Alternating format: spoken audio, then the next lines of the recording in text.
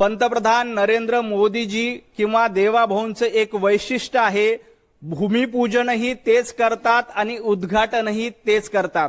नवी मुंबई विमानतळाचं भूमिपूजन हे पंतप्रधान नरेंद्र मोदीजींनी केलं होतं आणि आपण काल बघितलं की ऐतिहासिक असा सोहळा झाला, त्याचं उद्घाटन देखील पंतप्रधान नरेंद्र मोदीजींनी केलं।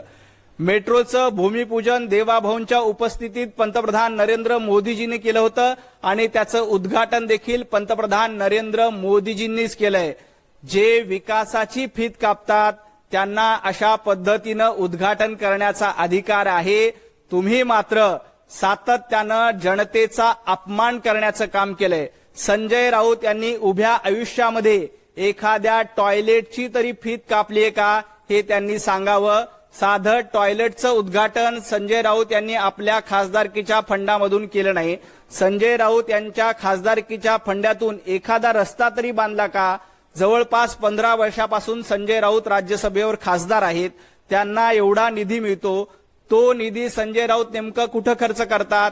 एखाद्या रस्त्याचं काम संजय राऊतांनी केलं का? एखाद्याला साधं घरकुल दिलं का? किंवा विकासाचं एक तरी काम संजय राऊत यांच्या खासदार निधीतून झालं का? याचं उत्तर आधी द्यावं आणि मग त्यांनी पंतप्रधान नरेंद्र मोदीजींच्या कामावर प्रश्न विचारावेत।